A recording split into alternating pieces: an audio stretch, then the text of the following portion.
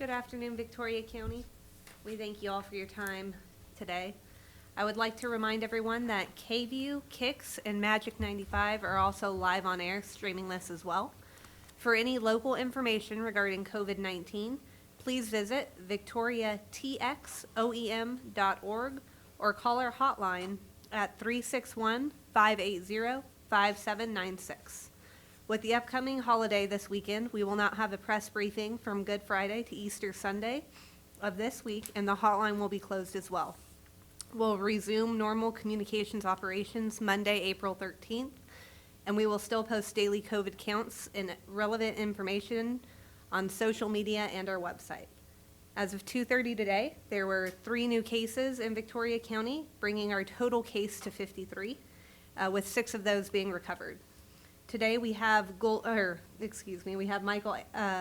Ada with the Golden Crescent Regional Planning Commission, who'll be talking about public transit, as well as Dr. McNeil to give an update on COVID-19. I'll turn it over to Michael Ada now. Thank you, Caitlin.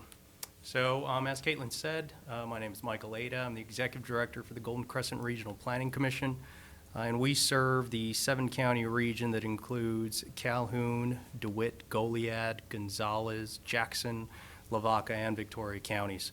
One of the various programs that we operate is public transportation throughout the 7-county region. And today we would like to announce that all of our public transportation services are going free fare, or that is no fare until further notice. So that started this morning, and it will be continuing, like I said, until further notice. Our transportation services include Victoria Transit, which is broken up into 2 different programs, the fixed route services that run Monday through Saturdays. Monday through Friday is from 7 to 10, and Saturdays 11 to 10. We also operate the Victoria Transit paratransit service, and that is available on demand, so you have to call as you typically would to utilize that service. We also operate the rural transportation program in DeWitt counties and Victoria County, and that will continue to run Monday through Friday, 7 to 5 p.m. We continue to take preventative actions within our buses and for our drivers. We ask that the public who ride respect our drivers and utilize the social distancing measures that we have in place throughout our buses. There are green thumbs up stickers located throughout our buses and red thumbs down stickers. Those obviously green stickers indicate where you should sit. That would be a safe social distance. Sit away from our drivers. We've made it a point to keep the first set of green thumbs ups an appropriate distance away from our drivers, and just be respectful of each other while you ride. It's approximately 6 to 8 riders per bus. We have not faced any issues in regards to having buses that we couldn't fill or were underfilled. And that's all I have. Dr. McNeil. Okay, thanks. Good afternoon, everyone. And as we were just told, Caitlin let us know that we have 3 new cases, and these are still being investigated. You know, the caseloads or the case numbers are coming in at all throughout the day now. So usually we would get the reports in the morning. When we started doing these press conferences, the reports would come in early in the morning, and then we could articulate all that data. But now, with the increased burden on these labs and the higher numbers of testing that we are doing, basically these lab reports with positives and negatives are coming in throughout the day. So so far today we've only been apprised of 3, and they are being investigated, and we'll let you know when we know more about that. I expect there to be more, and I'm sure that, because we have a lot of tests out, so, but we're seeing the problem with everyone else with difficulty testing, and I'll talk about that in a little while.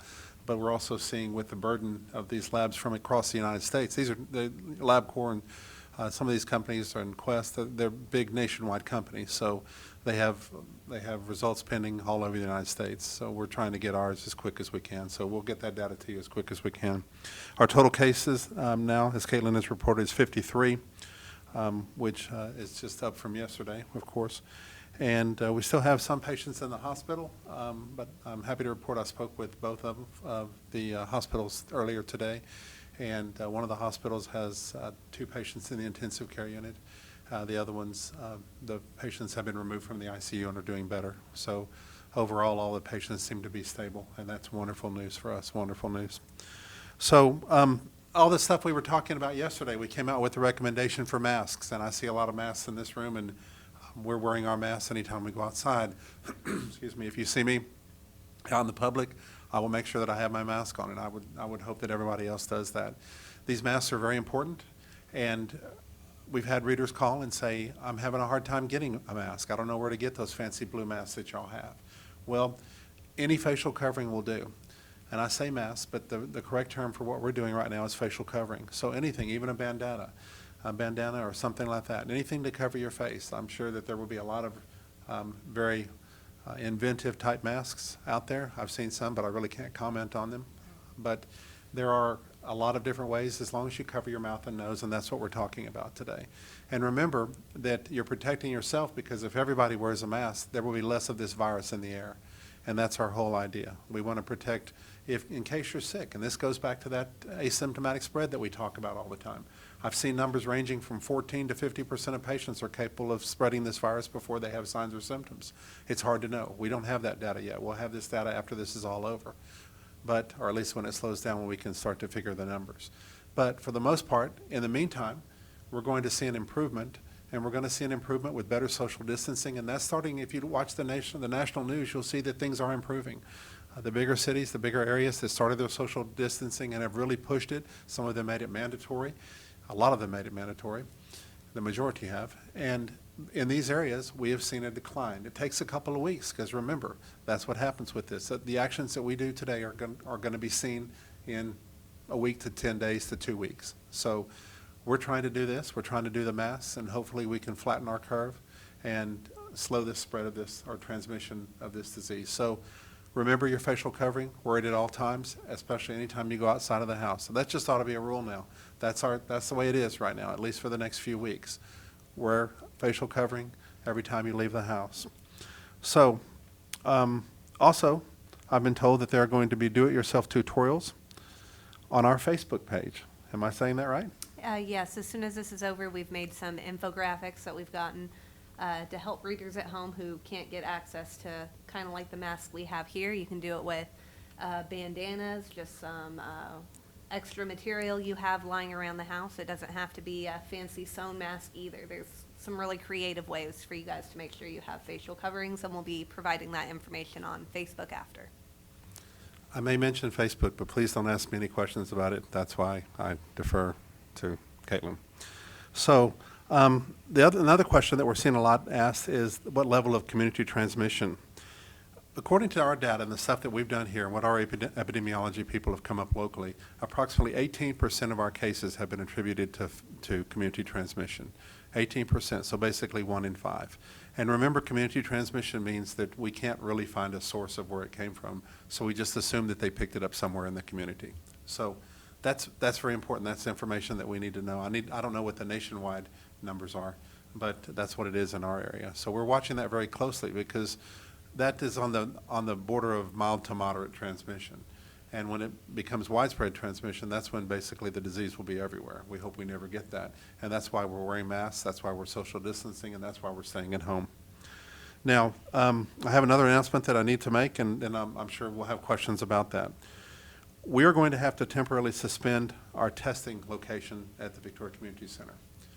And the reason for that is that we are having trouble getting the equipment that we need to do the tests.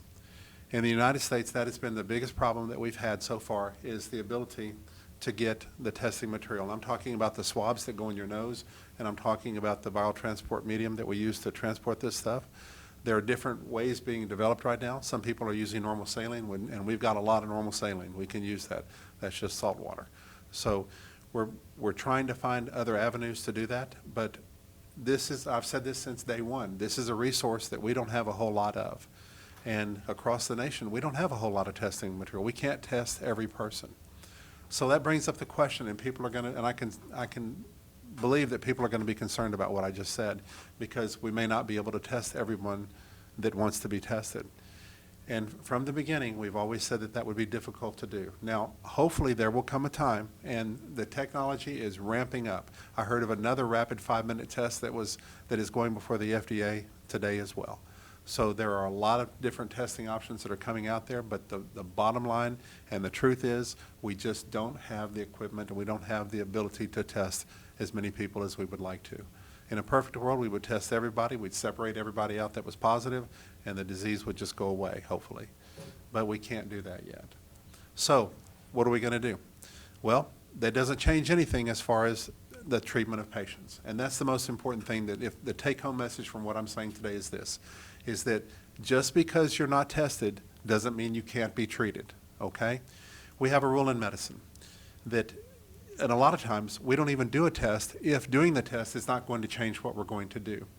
And as far as the treatment goes, now, prevention and isolating people, of course we isolate people that are tested positive.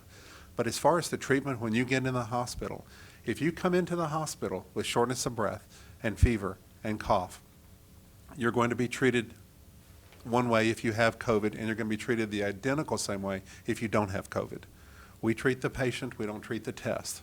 So don't anybody think, and please don't ever believe, that you're not going to be able to be treated or that not having a test is going to change your treatment regimen. We don't really have specific FDA-approved medications that will treat this disease at this time. We certainly don't have a vaccine either. We have some experimental drugs that I think are showing some good promise. But these are drugs we can give you with or without a test. So another rule we have in medicine is that if it walks and talks like a duck, it probably is one. So if you come in with fever, chills, cough, and you have a possible exposure to someone with COVID, then by definition, from a physician standpoint, you have COVID, and that's how you're going to be treated. So there are false negatives. I mean, sometimes people test, and the test comes back negative, and they may still have the disease. Or maybe they were tested that day, and they just hadn't, they haven't converted to the disease yet. In other words, it's too early. That doesn't mean they don't have COVID. So we treat this, we know this, and we treat these patients accordingly. So just because you don't have a test doesn't mean you're not going to be treated. You'll get the same treatment. If you need be, you'll be put in the same intensive care unit. God forbid you end up on a ventilator, you'll still end up on a ventilator. You'll be treated the same way. We just won't have a little thing on your chart that says this is COVID. But we do know that the symptoms are there and it will be treated the same way. So nobody's going to be turned away from care because they're not COVID positive because we didn't have a test. That just does not happen, okay? So I'm sure we'll have questions about that. So now, the reason for this. The reason is simple. We just don't have the equipment. We don't have the swabs, and I've said that. We don't have a lot of the other things that we need, and we don't have the testing capability. But that's changing, and that will get better. And I just got off the phone with everyone. We had a group. We talked about it this morning. And our plans are to open it back up when we get the material and when we get the stuff, and we will. And it's going to kind of come and go like this. Right now we're scrambling. We're using 4 or 5 different labs. I mean, we have the walk-in clinics that are helping us out immensely. So the majority of these tests right now are getting done through the private sector. So I just got off the phone with Misty at NextCare, and they do have tests available. And they will test people that are symptomatic and test people that they feel need to be helped. We can't test everyone. We don't test asymptomatic people for the most part because it really doesn't change anything we do. So we will test people that need to be tested, and we can get that done through the private sector. Those tests are available. In fact, I just called her. They have some available as we speak. So, and that's the same way with the other clinics as well. So remember, though, before, when you had a physician's order, in other words, if you had an order from a physician, you could just go to our collection site and do it. They don't do it that way at the private clinics. You'll be seen by their provider at that location. So don't let that confuse you. Now, something I was just told too before I came in here is that some of the walk-in clinics are trying to find a way that they can do this test with another physician's order as well. But that will come about when we have more testing available. This is a problem across the United States, and it's something that everybody, I mean, if you watch these press conferences on a national level, you don't go through that press conference for a minute without hearing the word testing. So we know that's a big issue, and we're working along with everyone else to provide those tests for our community. I think that was it. I think I got through all of that. I think we'll be open for questions. Is that right? Okay, we're open for questions. I You know, I've heard in national reporting that testing has proved really essential in controlling the spread of COVID-19 in other countries and other places. How can we accurately know how much spread is happening here and combat the disease without adequate testing? The question is, how can we combat the test without adequate testing? Well, we can do it just like the rest of the United States has, because I can tell you there is no place in the United States right now that has adequate testing. So what we do is we do the same thing that we always do. We assume that the person you're next to, I mean, I'm not being rude or anything like that. I'm just telling you that you assume that the person next to you may have the disease, and you stay away from them. You social distance. You wear a mask. You wash your hands. And if you get sick, then you isolate yourself. You don't go out in public, and you seek help and get tested. So that's the difference, because we can test. We still have tests available. I'm not here saying that we don't have any tests available. But what I'm saying is that we have to think of it as a resource, and I've said that since day one. It is a resource, and it's something we have to guard. So when healthcare workers have it, we need to test them. When someone that's been exposed to someone that we think has it, and they have the risk of exposing it to someone else, that person needs to be tested. So we're just going to be a little bit more judicious. Now, in a perfect world, like I said, we would test everybody that we could, John, and we would just spread them out and then put them in a separate area and let the disease hopefully just fade away. But we can't do that because we can't test the whole world yet. These tests are coming. The rapid tests are going to be, one of these days, they'll be as common. They'll be on every street corner. Every clinic will have one. I really believe that. Every lab will be able to do them. We'll be able to get 15-minute tests. Some of the tests give a positive within 4 to 5 minutes. So that will happen. We're just not there yet. That being said, do you think we're going to be able to get an accurate picture about what the disease is doing in the community with that level of testing? The question is, are we going to be able to get an accurate idea of how prevalent this disease is? Well, you know, I've said from the beginning that everybody was real focused on the death rate and the case fatality rate in the beginning. But one of the things that we were looking at, when I was looking at those numbers, and they were saying that some areas had 14% case fatality rates, that's unbelievable. That's high. Well, when the denominator changes, in other words, when you test the rest of the public and you find out that those people didn't have COVID, or you find out that those people did have COVID and they didn't die, then those numbers are going to drop. And so now the numbers have dramatically dropped because we are testing a lot more people. So the answer to your question, how are we going to know, is we're just going to have more testing. And I think a lot of these answers are going to come when we do a look back on this and we have better data. But right now, we treat the people that need to be treated, and we just take care of the sick. And prevent it. Don't let me forget that. So. Any idea when we might see a significant improvement in testing supplies? The question is, any idea of when we may see an improvement in testing supplies? Well, it's an ongoing process, and I promised I wasn't going to say this is a fluid situation today, but it really is. But the problem is that we're trying to forget these tests day and night. I mean, we're trying to find them all over the place. We're even to a point now where we're reaching out to private physicians' offices to see if they have a few in their drawers. So if they have a few, you know, I have some in my office because we do flu testing. So that's a viral test that we can, that's a viral swab that we can use. So we're reaching out to them. We're trying to find stuff like that. Basically, we're doing everything we can just to get as many people tested as possible so that we can get these accurate numbers. We need accurate numbers. And how does that play with the lack of testing? How does that play with trying to pinpoint the locations, I guess, if you will, around the county, trying to pinpoint this certain area of Victoria has shown more cases over in this area? How is that, the lack of testing, going to affect being able to pinpoint where it's coming from? That's a very intuitive question. The question is, how is not being able to test? In other words, doctor, how are you going to know where this disease is if you can't test people? So the answer to that is, you know, we test as many as we can. And when we identify a place, that has occurred at PAM, we know that, so that there have been multiple cases out there. So we've used a lot of tests out there, and we're testing everybody involved in that situation, because that's where a majority, or not a majority now, but where a lot of the cases have come from. So we're being very careful with that. And like I said, I've said this several times, I mean, this is a big group cooperation thing. Our community has come together. They've worked well with us, we've worked well with them, and we've been able to elicit all the other private labs that are, for lack of a better term, they're in competition with each other.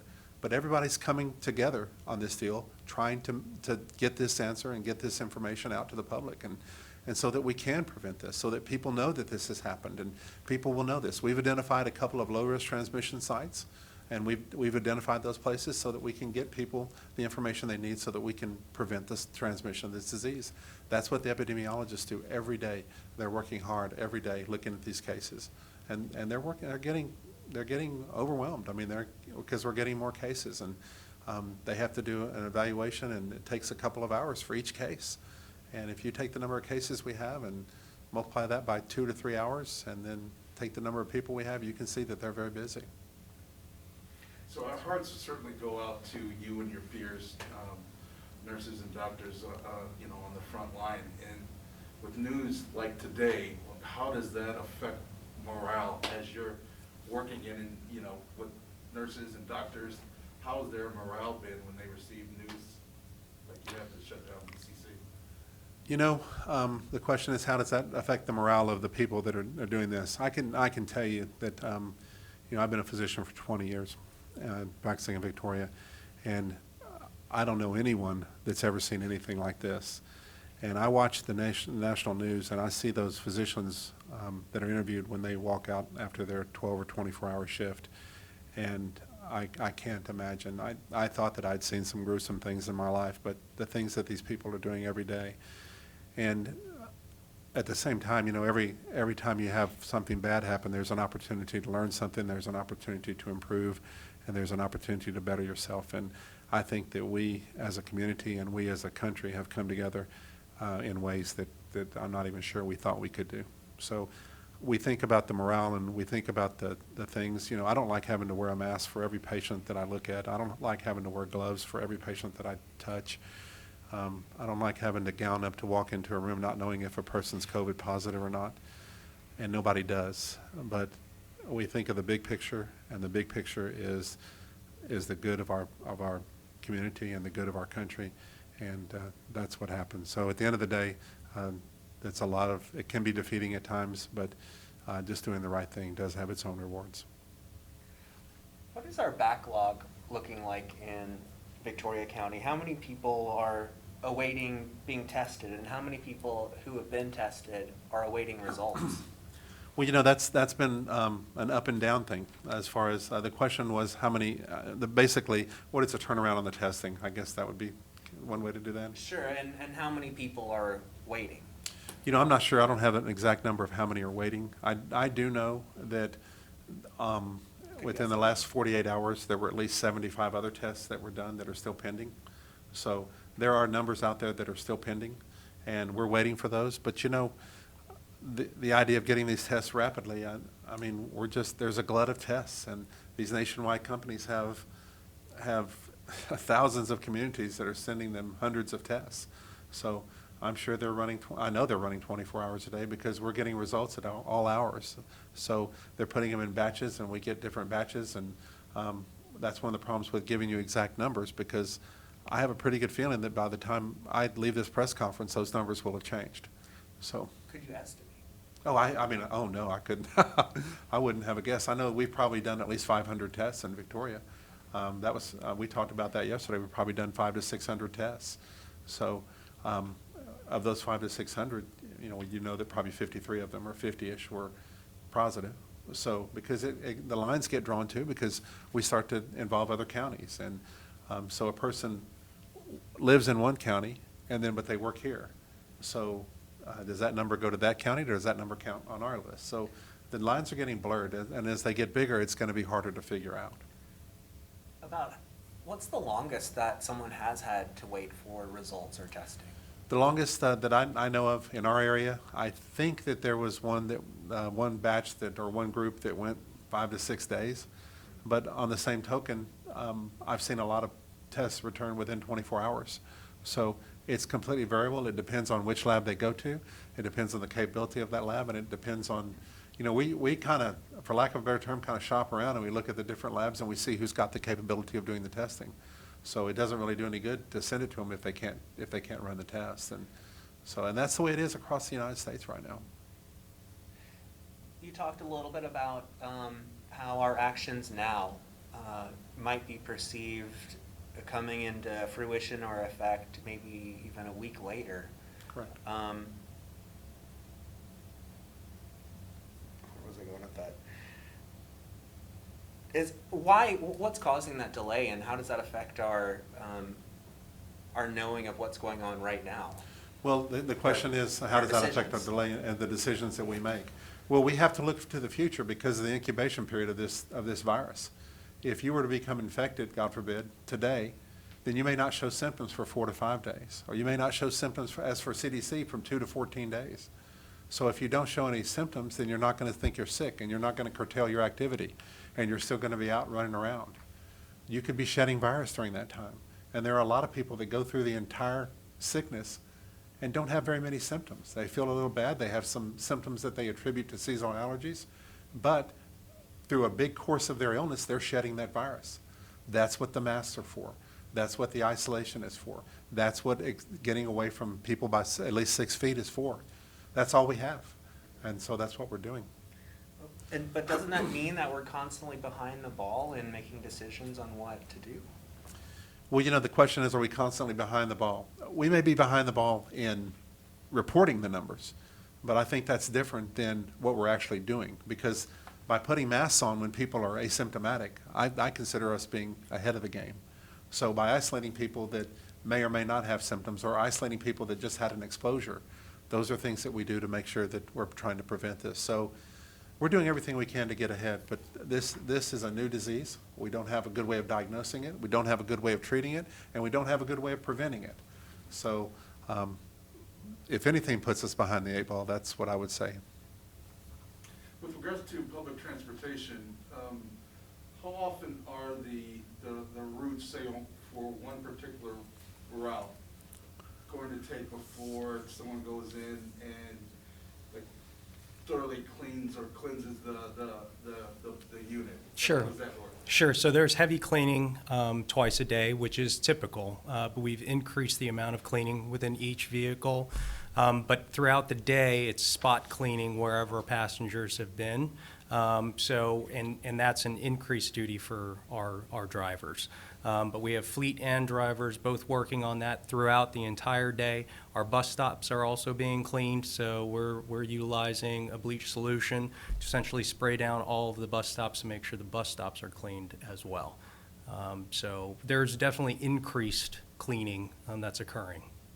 Other than the green thumb seating, are you requiring the guests, if you will, to wear any facial coverings? Or So since this is brand new to the community, we would ask that they continue to follow public health's guidance in regards to a mask. And again, whatever facial covering is available, there's not an expectation that they come into the bus with one of these. It could be a handkerchief, it could be a Kleenex, just something to again prevent transmission, even of the common cold within our bus at this point. What's the reasoning for not having any fares for the time being? Sure. So obviously, our community is strained at this point. There are still critical needs, food being one of those critical needs, but also access to health care, to medicine. So pharmacies are still open. We still want to be able to get people to pharmacies. We still want to get people to the grocery store. If they have to check on somebody that's at home across town, we want that to still be possible. So this is all about accessibility. It's also about economic viability, right? We want to keep the economy rolling. Even though things have slowed down throughout the region, we want to make sure that even at that trickle, we're still keeping our economy rolling. And I've been seeing some really sad and really scary things about public transit drivers being affected by this disease. Like I saw a video of a bus driver who complained about someone coughing, and then that bus driver just died from the disease about a week later. What are we doing to protect our bus drivers? So we actually tried to get ahead of things that as they've occurred. So we instituted our bus drivers being able to use masks and gloves, hand sanitizer throughout the day, ventilate their cabin space. So they typically wouldn't drive with their window open, but that's something that we're having them do at this point. So the protection of our drivers is number one. We already had a driver shortage throughout our region, so we've been strapped. But luckily, all of our drivers are healthy. It's also about taking the self-quarantine measures, right? If we have a driver who's feeling sick, we want that driver to take time off. We want them to go home, self-quarantine, and if necessary, seek medical attention.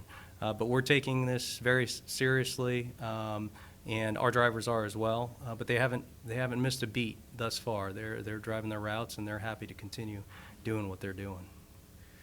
And by the way, any recommendations for, I don't know, would you recommend we approach members of the public, our fellow community members, if we see them doing unsafe practices like not wearing a mask or coughing without covering their mouth? Is that a good idea? I'm not sure that's a good idea in Texas. So, I mean, the last thing you want to be is confrontational about this. I'm sure that if I walked out without a mask, I might get some looks, but I don't think that we should really approach people by that. But I can tell you this, if you do see someone without a mask, I'd stay away from them, especially at least don't get within 6 feet. That's what this whole thing's about. And before anything else, I don't know if we have any other questions, but I really just want to say thank you for all that y'all are doing. I mean, the idea that you're helping people get to meet their needs in a time like this, and the proactive steps that y'all have taken are all wonderful from a public health standpoint. And I think it's just a great example of how we're working together. So thank you. By the way, it sounds like we're still not to moderate community spread. Would love to hear you confirm that, and also would love to hear you talk about, I guess, how we can be so sure that we're not at a more severe level of community spread with the level of testing going on and with the delays that are going on. Well, we just really can't. I mean, this is that delay that we talked about as far as that, and the best thing that we can do at this point is look forward and do the best we can. So, because remember, like we've said 100 times, our actions today will be measured in a week. So we'll look at those things. We'll continue to measure what we're doing. And, actually, I'm very proud of what we've been doing as far as the standards that we've set. I mean, we've been ahead of the curve here in Victoria, and that's because I think we have wonderful leadership. So I think so far, I think we've done what we need to do. And, next week, there may be something else. I mean, we follow what the Centers for Disease Control has said, and now they're saying wearing masks, so we're wearing masks. So, facial coverings. Okay. This might be a crazy question, but if you were a magician or a wizard, and this was back in January, and you could wave a magic wand so that we would be prepared in some aspect today, what would you want there to be right now, or how would you have wanted to be prepared at this point?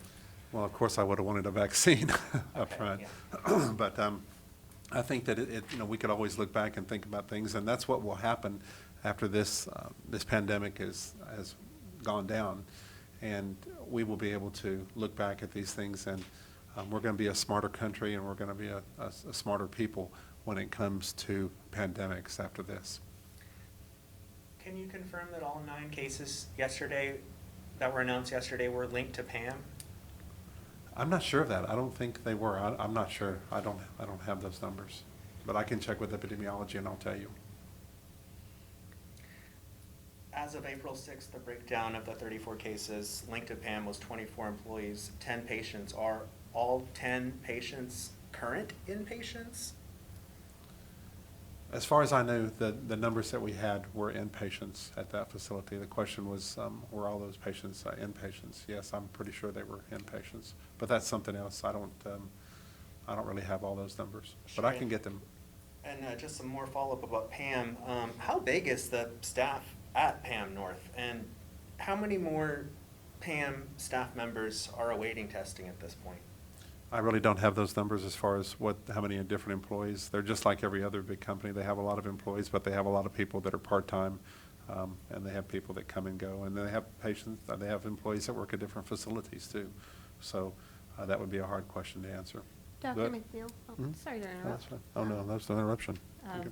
I was just gonna, we've been telling our community to kind of, if you have symptoms, walks like a duck, quacks like a duck, it's a duck. Can you speak a little bit to what you can do at home if maybe you're experiencing some symptoms or a household member is? You know, that was something that actually we had talked about right before that I forgot to mention. But for the most part, there are a lot of people that will be able to be cared for this disease at home. So, and there are people that, 80% statistically are going to have mild disease, so mild to moderate disease, and they're not going to require hospitalization. So these patients can be cared for at home. But then it raises a question about what about the other family members in the house? We certainly don't want the entire house getting sick, especially if you have an elderly person in the home, or you have a person that's immunosuppressed, or you have a person that has multiple comorbidities that can be considered risk factors. Because the data is very clear. We know that people that have high blood pressure, diabetes, heart disease, and people that are elderly are the people that are most likely to do poorly with this illness. So the question is, what do we do to protect our family members if someone does have the disease? Well, the Centers for Disease Control actually has recommendations for that. One of the first things they say is that you should know the symptoms of worsening. In other words, you're going to be the one watching this person at home because they're not in a healthcare facility. So you'll need to watch that person, specifically any shortness of breath. This is a pulmonary disease and it affects the lungs. So patients that get sick from this disease typically get pneumonia. So pneumonia is characterized by high fever, which they may or may not have as part of the virus. But shortness of breath is always a problem. Chest pain is always a problem because, remember, anything that strains the body can strain your heart as well. And there's been a lot of studies that have shown cardiac involvement or heart involvement with this illness. So chest pain, shortness of breath, any worsening like that, then the person needs to be at least evaluated. They may be admitted to the hospital at that point. But while they're at home, it's best if you can keep them in their own room. It's best if they can have their own bathroom. You need to be careful with the towels and the laundry that they use and the linens that they use, as also their clothes. You need to have someone handle those clothes with gloves, and they need to be separated from everybody else's clothes. The house needs to be cleaned on a regular basis and wiped down with something that will kill viruses. And just basically stay out of the room if you can. If you have to go in there, wear a mask. If you have to go in there, have them wear a mask as well. So common sense plus, so you can safely take care of someone with this disease in your house. I mean, there's a lot of people that don't have a choice. I mean, where else are they going to go? So that was the answer to that, I think. And that's a good point. It's just pretty much common sense and isolate yourself from the person as best you can. Should we be asking everyone with COVID-19 symptoms to be isolated, even if they weren't in contact with a confirmed person? If you have symptoms, then absolutely. You should isolate yourself until we know. And that's one of the problems we have with not being able to test everyone. Because a lot of people will have symptoms. There are a lot of people out there that have colds right now, or that have another coronavirus, which is just an upper respiratory infection, but it's not COVID-19. So there are a lot of things. When in the emergency department, we do a test that tests the viral for a bunch of different viruses. And we find a bunch of strange viruses with long names, but they're not COVID-19. But what do they cause? They cause cough, they can cause shortness of breath, and they can cause fever. So that's where the beauty of the test comes in. But remember, no matter what, the patient will be treated the same. We treat the patient, not the paper. So no matter what test they have on their paper, we still treat the patient. Shortness of breath is still shortness of breath, whether it's caused by COVID or if it's caused by a bacterial infection. Whatever it is, we take care of it. Do we have an estimate for how many total, even PAM or non-PAM health care workers who have been infected? And how worried should we be about too many healthcare workers getting infected to the point where we can't effectively care for people here? Well, the question was how many healthcare workers have been infected and why does that pose a problem? Well, that poses a big problem because they're the ones that are rendering the care. These are the people on the front lines, and these are the people that are risking their own health and the health of their loved ones to take care of others. So that's why we've got to make sure that we have the equipment for them, and we've got to make sure that we can do that. On an off note, I will tell you this. I got a phone call today from an organization from a company. I had to bring their card. It's a company called PCL. They called my office and they donated 500 N95 masks that they had. I haven't even told anyone this. No one here even knows this because it just happened a while ago. So that's another part of the thing about everybody coming together. So they called me and they said, can we drop them off at your office? And I said, absolutely. We'll be glad to take them. We're going to give those to healthcare professionals. We're going to give them to the paramedics and firefighters, and we're going to give them to the people that are on the front lines taking care of people, because these are the N95, the good masks, so to speak. So they're all good masks. But did I get off your question? Well, there's a second part to it. Any idea about how many total healthcare workers have been I affected? don't have that number. I know that we were up to at least 20 yesterday, so it's probably in that range. And we have time for one more question. Why do you think there are so many women to have been found infected with the virus here? I noticed your demographic chart, it looked overly female. You know, I really don't know. That'll be, the question was, why did we see a preponderance of females with the disease? That may just be in Victoria County. I mean, I'm not sure what the nationwide numbers are, but that'll be something, once again, that, you know, and you look at that number and you say, okay, well, females got it, but did females do worse than men? It was my understanding that men were faring worse with the disease, but that doesn't mean that more women don't have it, so. And do you have an idea about how many active cases might be in our community right now? An estimation even? Oh, there's no way to even estimate that. It's going to depend on if these things are being community transmitted and we don't know about them. I can tell you in about a week what it would have been like today. So, and that's really the best we can do right now. Do you think it's probable that we do in fact have moderate or more severe spread here and we just don't know? I think it's possible. Let's put it that way. I think it's possible that there's probably a lot more disease out there that we don't know about. But we're hoping to flatten the curve, and I can tell you that doing what we're doing has statistically shown to be effective, and we'll continue to do it. Thank you, Dr. McNeil. And I just wanted to thank everybody for taking the time to tune in today, and thank our healthcare workers and people like Michael who are really coming together for our community, doing everything we can for everyone. If I could I just ask a few more questions? Will that be possible? We can get with you after. I'll if be you glad to want. talk to you afterwards. Mhm. Thank you. For accurate information, if it's released on the Victoria County Public Health Department Facebook page or our website, victoriatxoem.org, it's accurate Victoria area information coming directly from your local health officials. I know earlier today there's a post going around that fishing was canceled in Victoria, but it was Victoria, Australia, not Victoria, Texas. So if something like that were to happen, it would come from us on our page or our website, or we'd tell you at today's briefing. So just be sure that when you're getting information, it's accurate local information. You can call our COVID-19 hotline at 361-580-5796. Those hours of operation are Monday through Friday, 8 to noon and 1 to 5. Tonight, this briefing will air on Suddenlink Channel 15 or 115 at 9 p.m. It'll also be on Fox 19 at 10:35 p.m. And following the closing of this briefing, a recording will be aired on Kix, Q92, Jack FM, Club, and Club stations. And for anyone with unmet needs, please call 211. Also, Texas Health and Human Services has launched a 24/7 statewide mental health hotline, and that number is 833-986-1919. Our new numbers for today, we did have 3 new confirmed cases, which puts our total at 53. These cases are still ongoing, or under investigation, and these numbers may change slightly before we release our 5 o'clock graphic.